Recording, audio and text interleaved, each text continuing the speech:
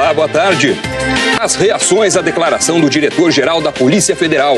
Fernando Segovia fala em arquivar uma investigação contra o presidente Temer. O inquérito apura o suposto pagamento de propina em troca do decreto que prorrogou contratos no Porto de Santos. São Paulo fecha mais 4 parques e aumenta a área de vacinação contra a febre amarela. O carnaval começa violento no trânsito do Brasil. E a cobertura completa da folia pelo país. O Cordão da Bola Preta comemora 100 anos no Rio. No Recife, o Galo da Madrugada leva uma multidão para as ruas. E o espetáculo da primeira noite de desfiles do Grupo Especial de São Paulo. O Jornal Hoje está começando. Os da Polícia Federal criticaram duramente o diretor-geral da corporação, Fernando Segovia. Ontem, Segovia disse que a tendência é que a Polícia Federal peça o arquivamento do inquérito que apura se o presidente Michel Temer recebeu propina da empresa Rodrimar em troca do decreto que prorrogou contratos de concessão no Porto de Santos.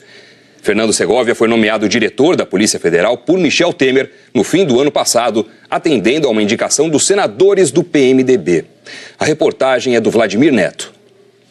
A entrevista foi publicada no site da agência Reuters Brasil.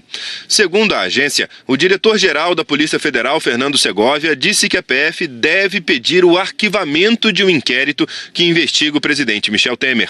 A investigação surgiu da suspeita de que Temer tenha beneficiado a empresa Rodrimar, que opera em algumas áreas do Porto de Santos, com a edição de um decreto que prorrogava contratos de concessão no Porto em maio do ano passado. Segundo a agência, o chefe da Polícia Federal disse que a tendência é que a PF recomende o arquivamento da investigação, porque até o momento as investigações não comprovaram que houve pagamento de propina. Fernando Segovia disse, abre aspas, o que a gente vê é que o próprio decreto em tese não ajudou a empresa. Em tese, se houve corrupção ou ato de corrupção, não se tem notícia do benefício. O benefício não existiu.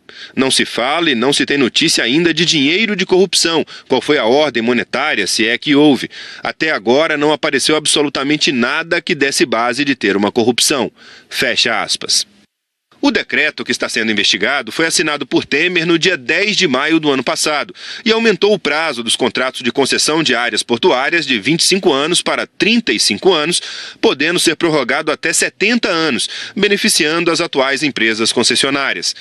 Em perguntas ao presidente Temer, o delegado responsável pelo inquérito, Kleiber Malta Lopes, busca esclarecer suspeitas de suposto recebimento de propina por Michel Temer e seus principais aliados, como o ex-deputado Rodrigo Rocha Loures, famoso por ter sido flagrado em uma corridinha com a mala de R$500 mil entregue pela JBS. Escutas telefônicas divulgadas pelo Supremo mostraram Rocha Loures defendendo interesses de empresas que atuam nos portos brasileiros. Em uma conversa gravada, Rocha Loures insiste com Gustavo Rocha, chefe para assuntos jurídicos da Casa Civil, em uma mudança no decreto sobre portos para beneficiar também quem conseguiu concessões antes de 1993, caso da Rodrimar.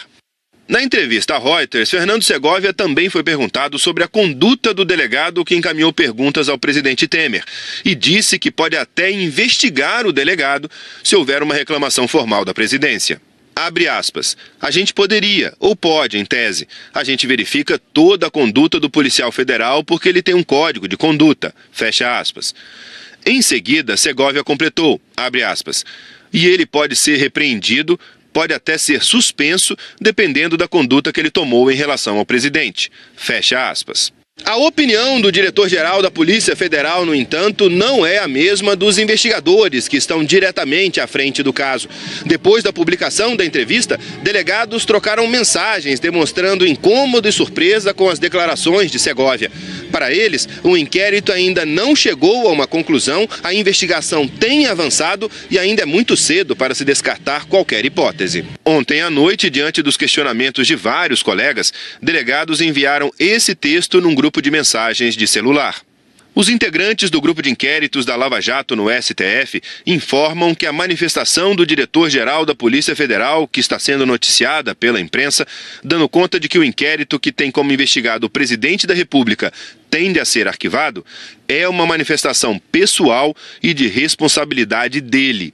Ninguém da equipe de investigação foi consultado ou referenda essa manifestação, inclusive pelo fato de que em 3 anos de Lava Jato no STF, nunca houve uma antecipação ou presunção de resultado de investigação pela imprensa. As declarações de Fernando Segovia repercutiram também entre parlamentares. A entrevista foi publicada dias depois de Segovia ter tido 2 encontros com o presidente Temer, um deles sem registro na agenda. O deputado Miro Teixeira criticou o fato de Segovia ter tantos detalhes da investigação. Incrível é a naturalidade como essas coisas são faladas. Nenhum diretor de Polícia Federal pode interferir no trabalho de um delegado de polícia. E os delegados não vão aceitar isso. Vão fazer o que é certo. Se for o caso de pedir o arquivamento, eles vão pedir. Se não for, eles vão recomendar a denúncia. O presidente da Ordem dos Advogados do Brasil também criticou Segovia. Não é recomendável, não é apropriado que o diretor-geral da Polícia Federal comente fatos sobre uma investigação que está a cargo de outros delegados da instituição. A sociedade brasileira precisa de demonstrações claras de transparência e, acima de tudo, de responsabilidade de agentes públicos no que diz respeito a investigações tão importantes quanto esta que envolve o próprio presidente da República. Não podemos esquecer ainda que há poucos dias o diretor-geral da Polícia Federal esteve com um investigado. E, portanto, é momento de dizermos que as instituições precisam passar à sociedade brasileira a noção exata de que todos nós queremos e precisamos fortalecer as nossas instituições. E agora há pouco, a associação que representa delegados federais soltou uma nota criticando a entrevista.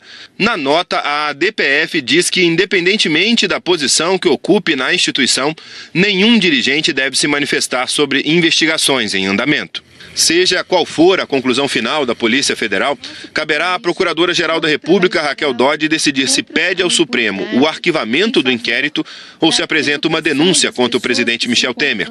Raquel Dodge não é obrigada a seguir sugestões da PF.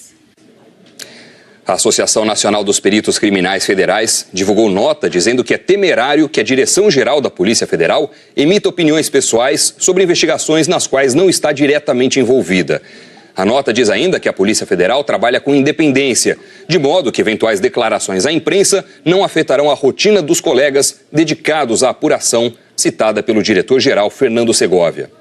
Nós tentamos ouvir a Rodrimar, mas até agora não tivemos resposta. Nas outras vezes em que a empresa foi procurada, ela negou que tenha sido beneficiada pelo decreto dos portos. E a Prefeitura de São Paulo ampliou a área de vacinação contra a febre amarela e fechou 4 parques depois da morte de mais um macaco. A reportagem é do César Galvão. Como é gostoso passear no parque e se divertir com a família. A febre amarela tirou esse prazer dos frequentadores. O Parque Invernada, na Zona Sul, amanheceu interditado. Na mesma região, o Parque do Chuvisco também foi fechado. Vão andar de bicicleta onde? Na rua? Na rua. Eu corro direto, tem que correr na rua, que não é seguro porque o parque está fechado. De ontem para hoje, a Prefeitura fechou outros 2 parques, todos na Zona Sul da cidade. No dia 25 de janeiro, um sagui não domesticado caiu no quintal de uma casa que fica perto de um dos parques. Os exames confirmaram ontem que o animal morreu por febre amarela. A Prefeitura teve que tomar uma decisão imediata: fechar 4 parques que ficam na região e reforçar a campanha de vacinação. A vacinação foi ampliada. Hoje teve no estacionamento do supermercado e na loja de artigos para animais domésticos.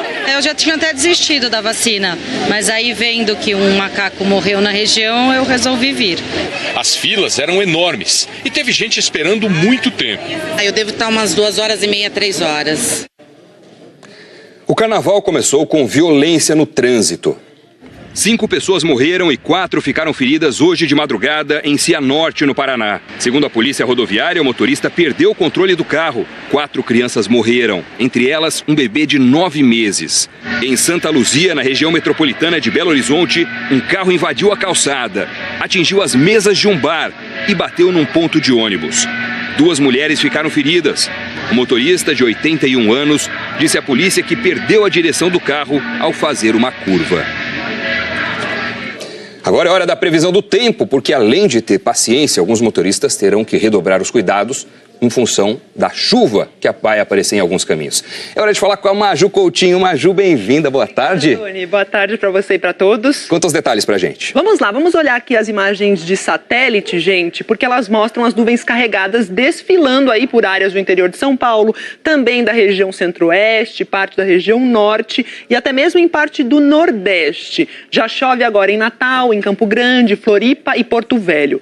Deve chover em Manaus, onde faz 32 graus de máxima, em Brasília também com 29 e em Porto Alegre previsão de pancada forte. É justamente em áreas do sul, do centro-oeste e do norte que os temporais vão se concentrar aí nesse sábado.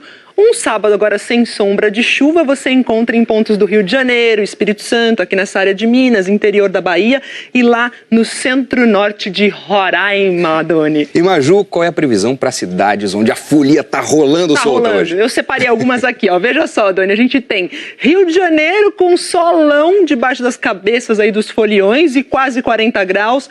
BH com previsão de chuva e 31 graus. Diamantina também tem sol, mas temperatura bem mais amena do que a do Rio, lá 28 graus, tem carnaval de rua em Diamantina. Recife, Olinda e Salvador estão no caminho daquela chuvica ótima para refrescar aí os foliões, 30 graus no Recife, em Olinda, 31 em Salvador. Aqui em São Paulo, o pessoal que botou o bloco na rua pode enfrentar aquelas pancadas de verão em algum momento da tarde, depois chance de chuva vai diminuindo, cai para 60% à noite, quando começam os desfiles aí da segunda noite do Grupo Especial, e cai para 10% na madrugada. Para falar de amanhã, tem frente fria reforçando as instabilidades na região sul.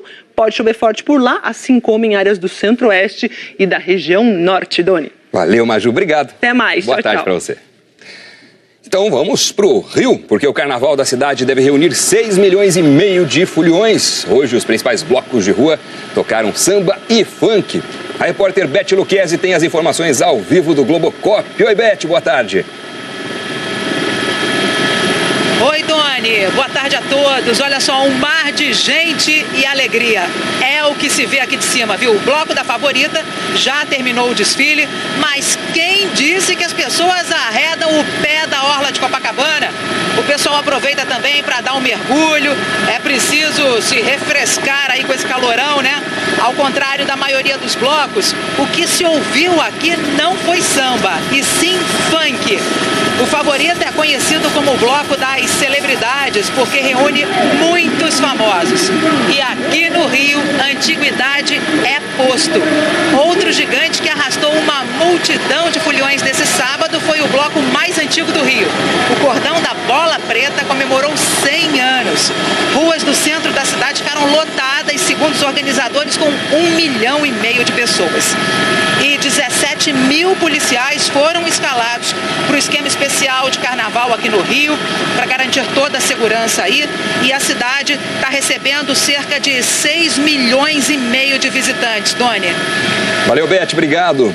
No Recife, o Galo da Madrugada está na rua desde as 9h30 da manhã. E com ele, acompanhando toda a festa, a repórter Clarissa Góes. Oi, Clarissa, boa tarde. Olá, boa tarde. Essa chuvica que a previsão do tempo prometeu, a gente está esperando porque vai ser bem-vinda, viu? Tá calor, tá quente. Desde cedo, as ruas do centro do Recife estão tomadas por quem veio trazer alegria, criatividade para curtir o Galo da Madrugada. E este ano completa 40 carnavais. E a estrutura do Galo da Madrugada está montada na ponte do Arte Coelho para saudar quem vem curtir essa festa. Pernambucanos apaixonados e também gente de fora. Aqui é o nosso roqueiro é de Olinda e muita gente que veio de outros estados do Brasil. Doni. Obrigado, Clarissa. E olha só, o carnaval de rua também está conquistando a maior cidade do Brasil. O repórter Marcelo Poli está no centro de São Paulo, é com ele que a gente fala agora.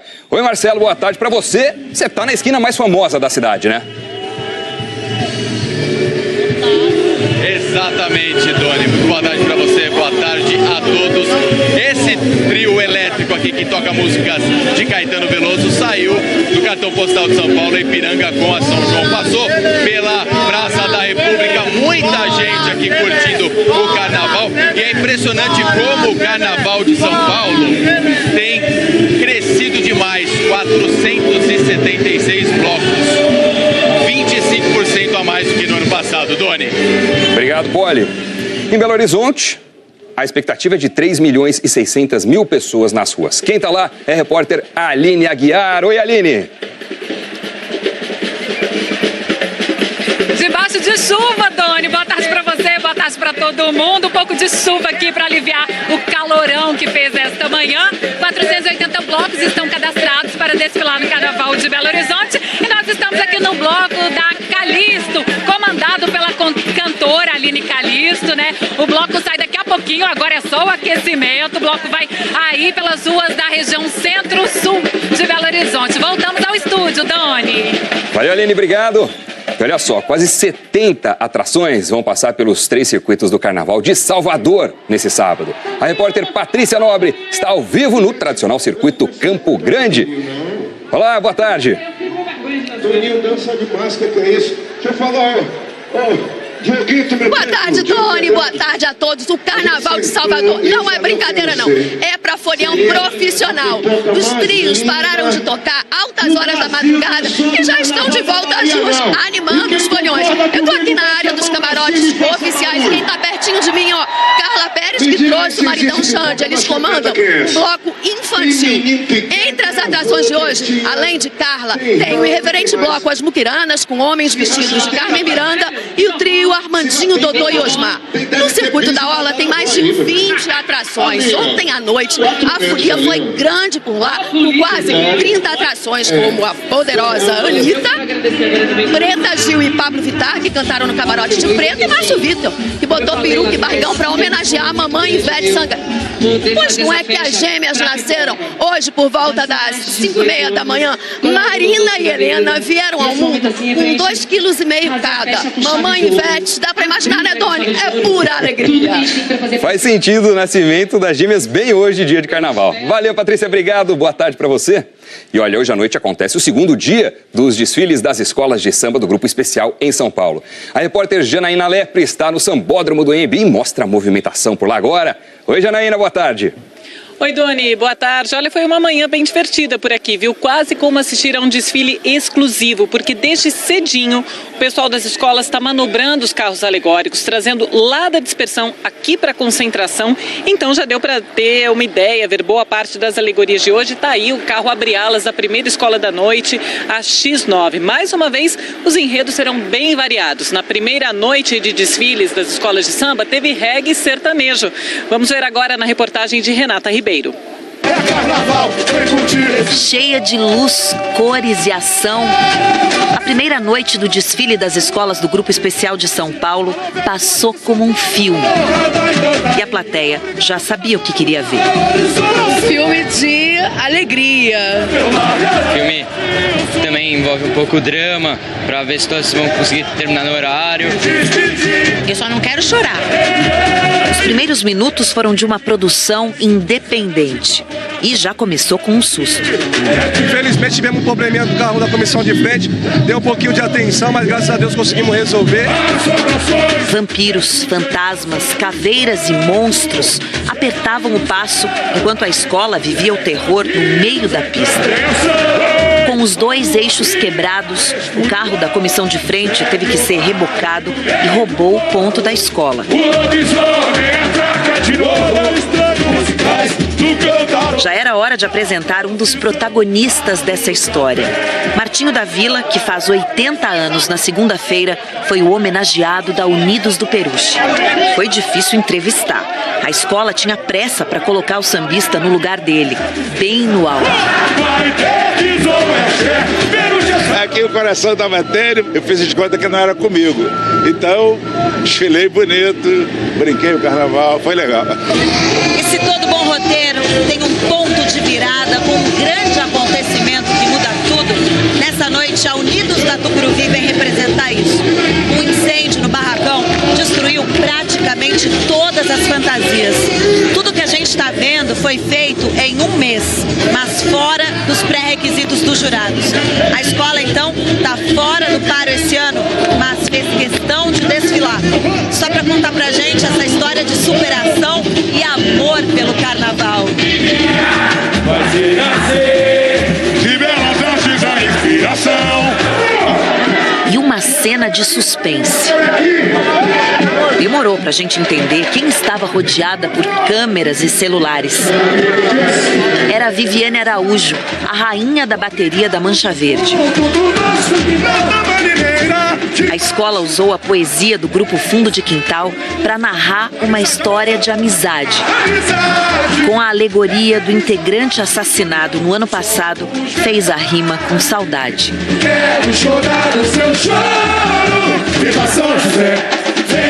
A trilha sonora oficial desse longa-metragem é o samba, mas tem que surpreender, né?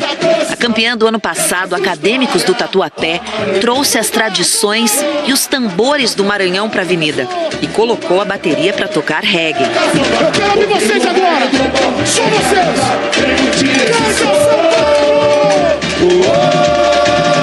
A Rosas de Ouro também compôs uma trilha inusitada. Homenageou os caminhoneiros que cruzam o país com música sertaneja. Eu falo um negócio pra você, toda vez, pelo menos uma vez na vida, acho que um sertanejo tinha que vir aqui, sentir essa emoção. Já tinha valido o ingresso. Eu já chorei, eu já ri, já dancei.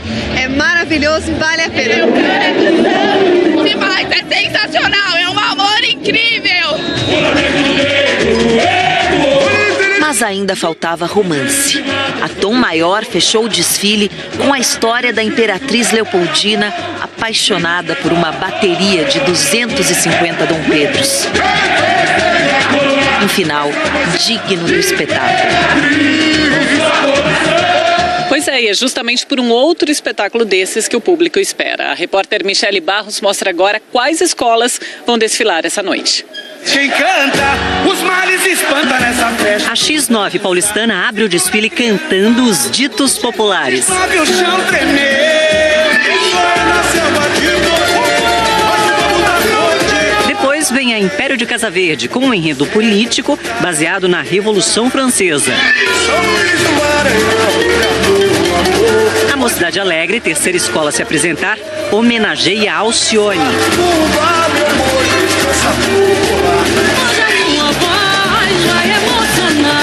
E sambando com fé, chega a escola 15 vezes campeã do grupo especial. A Vai Vai canta Gilberto Gil.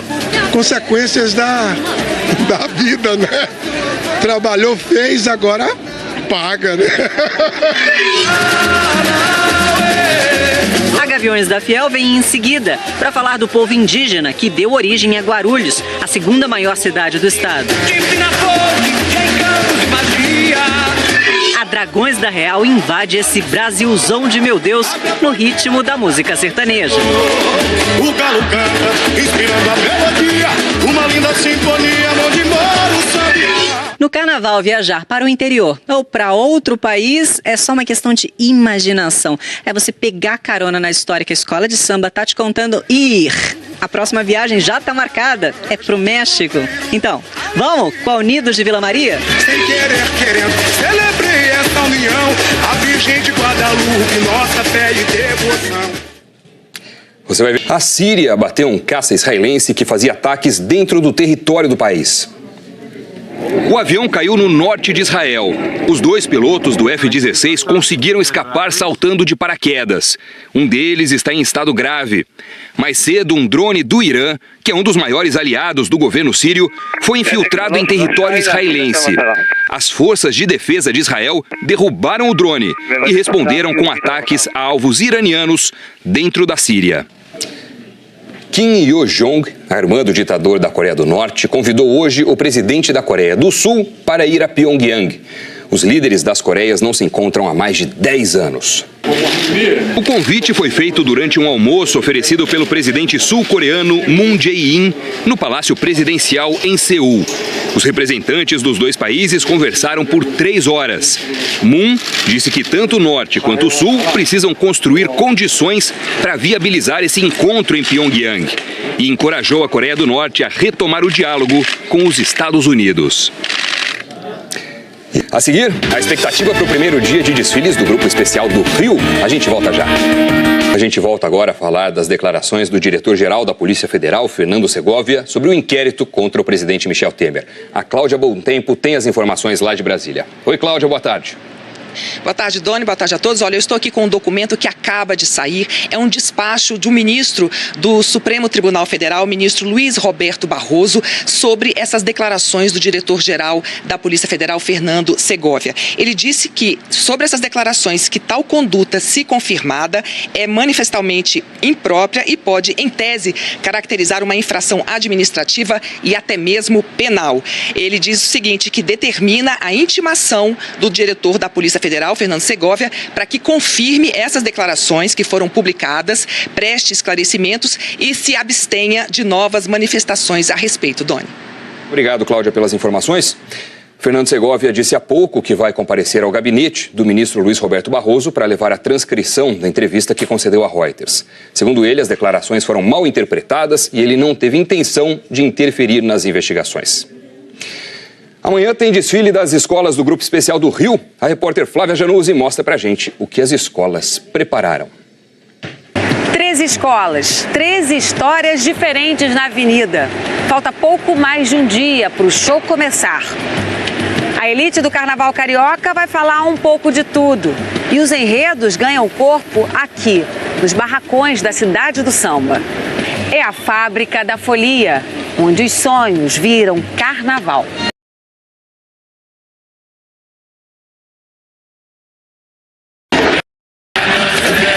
Sonhar com pouco dinheiro. A Beija-Flor de Nilópolis aproveitou os 200 anos da história do Frankenstein para falar sobre miséria e corrupção. As mazelas sociais comparadas com a história do monstro rejeitado pelo criador. No enredo, a miséria na saúde, na educação, é o próprio monstro. A ideia da criatura é sempre um espelhamento de tudo aquilo que a gente tem medo. Então, de uma certa forma, ela está presente em todas as situações. A Mangueira também vem protestando, mas contra os cortes de verba da prefeitura para as escolas de samba. Carros surgem em tom pastel, como se estivessem guardados por anos e reaproveitados para esse desfile. Decoração de antigos carnavais para relembrar como era possível se divertir com pouco dinheiro no bolso. Mesmo em tempos de escassez, a fartura está na mesa da União da Ilha. A escola preparou um banquete para esse carnaval e viaja pelos sabores da nossa culinária e diferentes culturas que inspiram o cardápio brasileiro. Por falar em viagem, que tal um pulo na China? O Império Serrano, há 9 anos longe do Grupo Especial, vai mostrar suas garras para se manter na elite carioca, mostrando o que a China tem de melhor.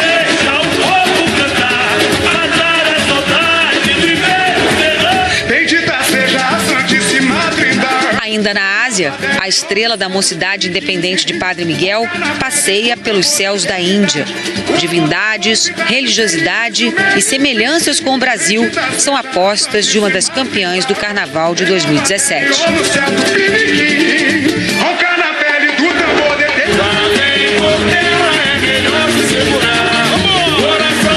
A outra campeã, Portela, vai contar a saga dos judeus portugueses que desembarcaram aqui.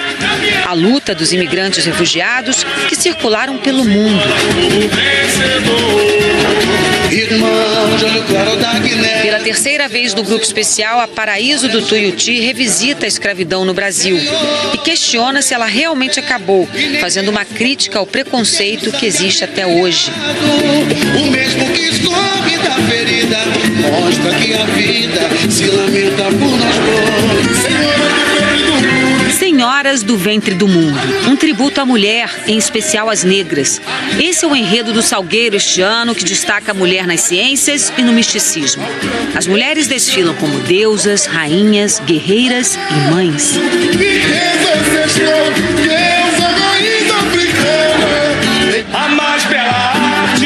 Homenagens a instituições também entraram no roteiro. A São Clemente vai falar sobre a Escola de Belas Artes da UFRJ pelos seus 200 anos.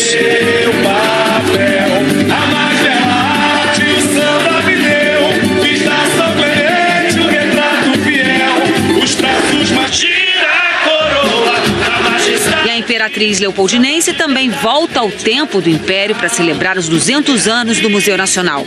A Escola de Ramos vai levar para a avenida as histórias e as atrações do Palácio. O lugar, inaugurado pelo rei Dom João VI, foi a casa da família real portuguesa. Personalidades também vão protagonizar a festa.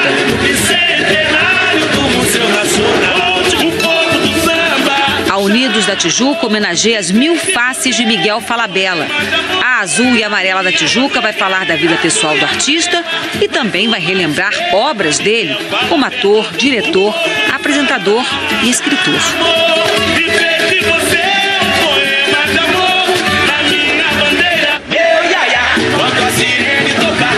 E a Grande Rio vem com outro campeão de audiência como enredo. A Escola de Duque de Caxias vai reviver a história do Chacrinha em busca do primeiro título no grupo especial. E aí, vai pro trono ou não vai?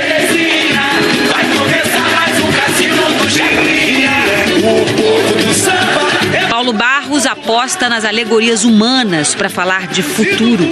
Um dos maiores inovadores do Carnaval Carioca vai misturar tradição e modernidade no desfile da Vila Isabel. As invenções, a tecnologia e o futuro que nós queremos. E o que a gente quer do futuro é um futuro brilhante, onde a gente preserva a natureza, onde a gente tem a energia limpa, a gente tem a boa alimentação e a gente tenha tudo aquilo que a tecnologia vai nos oferecer nesse nosso futuro. O que virá, Acabou o Jornal Hoje, você acompanha outras notícias no Jornal Nacional. Obrigado pela companhia, para você uma boa tarde, um ótimo carnaval. Tchau.